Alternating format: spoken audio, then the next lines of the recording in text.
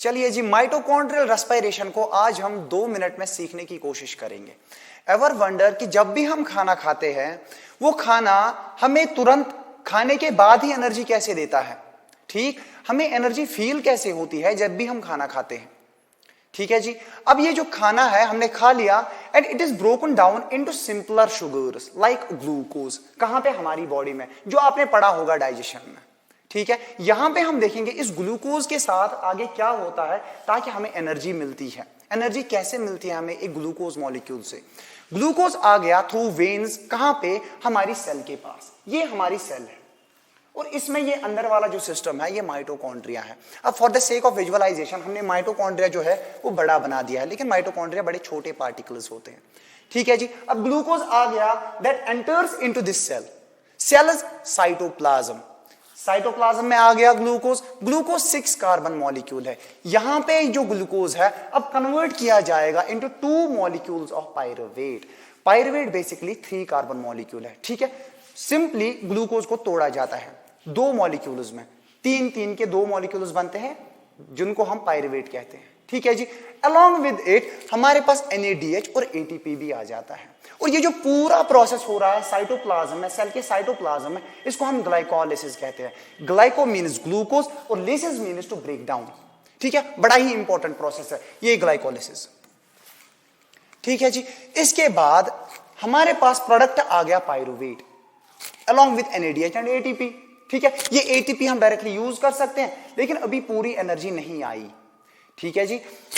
ये pyruvate enter करेगा into mitochondrial matrix. ठीक है, माइटोकॉन्ड्रिया का स्ट्रक्चर यहां पे हमने दिखाया है।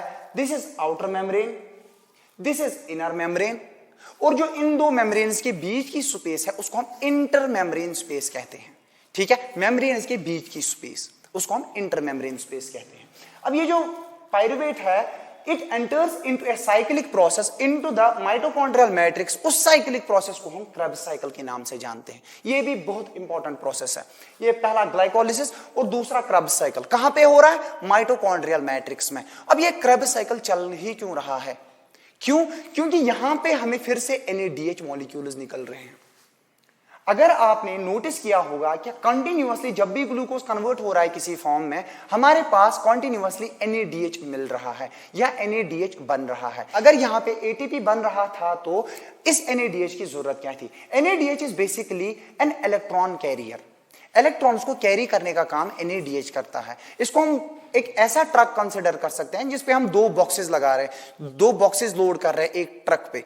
ठीक है, ये जो ट्रक है यही NADH है और ये जो 2 बॉक्सेस है ये इलेक्ट्रॉन्स है। अब इलेक्ट्रॉन्स तो कैरी कर रहा है ये NADH। ठीक है जी, इसने इलेक्ट्रॉन्स कैरी कर लिए, लेकिन दे किसको रहा है? कैरी किस लिए कर रहा है? ये NADH बेसिकली इन इलेक्ट्रॉन्स को एक कॉम्प्लेक्स सिस्टम को देता है, एक ग्रुप ऑफ मॉलिक्यूल्स को देता है जिसको हम ETS के नाम से जानते हैं। अपने इलेक्ट्रॉन्स अनलोड यहां ETS पे करेगा। ETS stands for electron transport system, या कुछ लोग इसको इलेक्ट्रॉन ट्रांसपोर्ट चेन भी कहते हैं। अब ये जो ETS है हमारी, इसका जो फ्यूल है that is basically these electrons. Electrons आएंगे तभी ये ETS रन होगा। ठीक है, अब ETS के रन होने से क्या होगा? ATP मॉलिक्यूल्स बनते हैं। ATP is formed by a molecule called ATP synthetase. ये अपना ATP सिंथेटेज है। ठीक है, ATP सिंथेटेज कब एक्टिव होगा? जब इलेक्ट्रॉन ट्रांसपोर्ट सिस्टम एक्टिव होगा। इलेक्ट्रॉन ट्रांसपोर्ट सिस्टम कब एक्टिव होगा? जब इस पे इलेक्ट्रॉन्स फीड किए जाएंगे। और वो इलेक्ट्रॉन्स फीड कौन कर रहा है?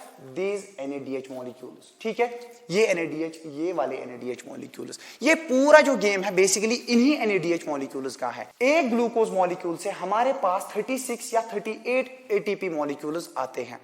दैट इज वाई जो हमारा माइटोकॉन्ड्रिया है it is called the power house of cell. क्योंकि जो एनर्जी है, हमारी बॉडी की एनर्जी करेंसी जो है वो ATP है। हमारी बॉडी का जो फ्यूल है वो ATP है। ठीक, वो ATP कहां से बन रहा है? इसी माइटोकॉन्ड्रिया से। तभी हम इस माइटोकॉन्ड्रिया को power house of the cell या energy mill of the cell कहते हैं। Thank you so much.